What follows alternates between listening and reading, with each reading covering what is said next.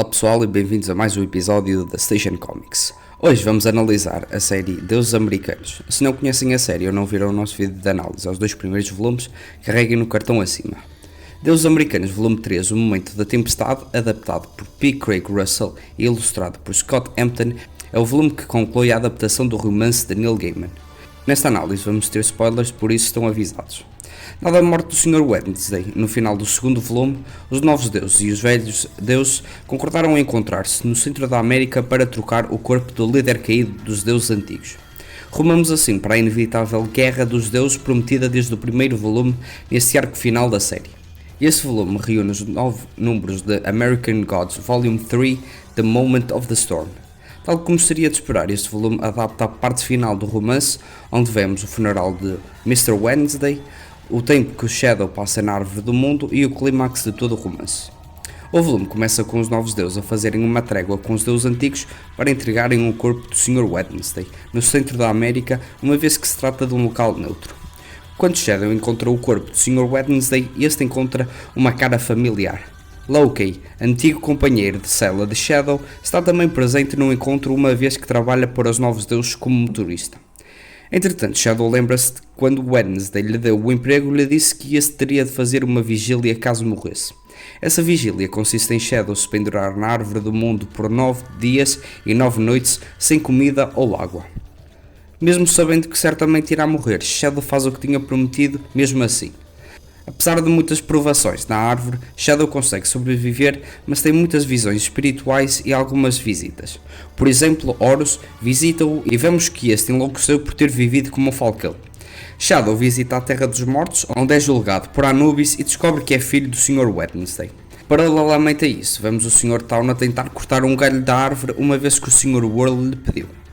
Horus encontra Easter e convence-a a trazer Shadow de volta à vida. Shadow percebe que o Mr. Whirl é na verdade Loki Lysmith e que este é a personificação do deus Loki e que este, juntamente com Odin, está a trabalhar num golpe de 2 homens. Estes orquestraram o nascimento de Shadow, o seu encontro com Loki disfarçado na prisão e até a morte de Laura.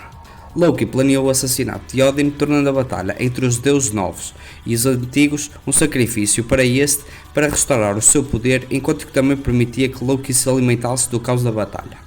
Laura volta à história e vemos esta a conhecer o Sr. Town. Estes viajam juntos e durante essas viagens Laura descobre quem é o Sr. Town e assim que chegam ao destino, esta mata-o. É então que esta se encontra com Loki e acaba por matá-lo com o galho da Árvore do Mundo. No entanto, Laura acaba por se sacrificar no processo. Depois de ser salvo por Easter e Horus, Shadow regressa a Rock City e confronta Loki, agora gravemente ferido, e o fantasma de Odin, que revela os seus planos. Shadow viaja para o local da batalha e explica que ambos os lados não têm nada a ganhar com a batalha e que apenas Odin e Loki sairão como os únicos verdadeiros vencedores. Shadow diz que os Estados Unidos são um lugar mau para os deuses e recomenda que voltem para casa. Assim os deuses partem, Loki morre e o fantasma de Odin desaparece. No momento final, Laura pede a Shadow para pegar na moeda dela e depois de o fazer, esta acaba por morrer. Na sequência de tudo isto, temos Shadow a voltar a Lakeside e finalmente a descobrir quem era o responsável pelos desaparecimentos das crianças. Inzelman era o responsável por tudo isso e quando Shadow o confronta, Chad Mulligan entra na casa e acaba por matar o velho. Shadow aproveita para visitar mais pessoas que conheceu ao longo da sua jornada, como Samantha, e finalmente visita Zernobog. Shadow também tinha uma promessa com Zernobog, uma vez que este ganhou uma partida de damas contra o protagonista. Deste modo, o deus antigo iria acertar com o seu martelo em Shadow. O velho pega no martelo e acerta levemente na cabeça de Shadow e diz-lhe que a dívida está paga. A história encerra com um pequeno epílogo. Na Islândia, Shadow conhece outra encarnação de Odin criada pela crença dos colonos originais da Islândia. Shadow acusa Odin das ações de Wednesday, ao que Odin responde que "era eu sim, mas não sou ele". Shadow dá o olho de vidro de Wednesday a Odin, que este coloca numa bolsa de couro como lembrança. Shadow executa um truque simples de magia que encanta Odin e que pede para repetir o truque. Shadow então executa um pequeno truque de magia real, atirando uma moeda ao ar. Shadow não espera para ver o que acontece e segue assim o seu caminho, finalizando a história de Deuses Americanos. Mais uma vez, o argumento de Craig funciona, mas continua arrastado e até monótono em algumas passagens. Este é o preço a pagar por se adaptar fielmente a um livro com cerca de 600 páginas. Felizmente, e como se trata do clímax da história, o argumento é mais prazeroso de se ler em relação aos volumes anteriores.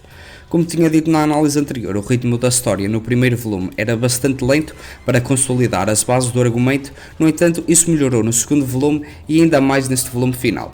Sem dúvida que os leitores são recompensados neste volume pelo esforço que fizeram ao lerem os dois primeiros. As lendas presentes nos dois primeiros volumes não estão presentes neste livro e isso já ajuda bastante no ritmo da narrativa. Apesar de tudo, o argumento de Craig consegue captar a emoção necessária para o desenvolvimento final da história. No entanto, fica a sensação de que a banda desenhada não precisava tanto da prosa do romance de Gaiman. Isso leva a que a arte de Scott Hampton se torne de certa maneira redundante e isso não deve acontecer na banda desenhada. O equilíbrio entre o texto e a arte não foi muito bem conseguido nesta série. Além disso, a arte de Hampton continua igual aos volumes anteriores. O uso de Photoshop continua a criar algo que, na minha opinião, não funciona e que destoa com algumas das melhores partes da arte. Aqui também não parece haver um equilíbrio. Deste modo temos páginas com uma arte bastante agradável e outras em que a arte beira ao fraco. De facto, a arte é talvez um dos pontos mais desapontantes de toda a série.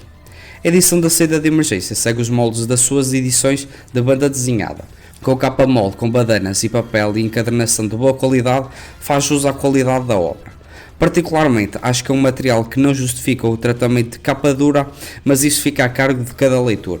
A nível de extras, tem uma parte dedicada ao processo criativo da dupla. A adaptação de Deus Americanos da Dark Horse para a banda desenhada foi satisfatória. Apesar da missão complicada que seria adaptar um romance enorme, P. Craig Russell e Scott Hampton conseguem adaptar a história concebida e contada por Neil Gaiman num novo formato. A fidelidade de Craig, apesar de ser um dos seus maiores trunfos na medida em que não se torna algo muito derivativo, acaba por se tornar também numa das fragilidades deste livro que o tornam lento e em alguns momentos até maçante de se ler. Apesar disso, o leitor mais persistente será recompensado ao fim dos 3 volumes. Por outro lado, a arte de Hampton é o que mais fica a desejar. A estranheza das ilustrações não irão agradar muitos leitores e espera-se que aprenda a usar melhor o Photoshop em trabalhos futuros. No final de tudo, Os Americanos vale pela história que nos é contada. Mesmo que a forma como esta é contada não seja a melhor, na pior das hipóteses irá abrir a curiosidade dos leitores em relação ao material original e isso por si só já é algo bom. Subscrevam o canal ativando as notificações para não perder mais análise de banda desenhada e deixem like que ajuda muito ao crescimento do canal. A Station Comics também está no Facebook e no Instagram, links na descrição. Mais uma vez, obrigado por assistirem ao vídeo e boas leituras.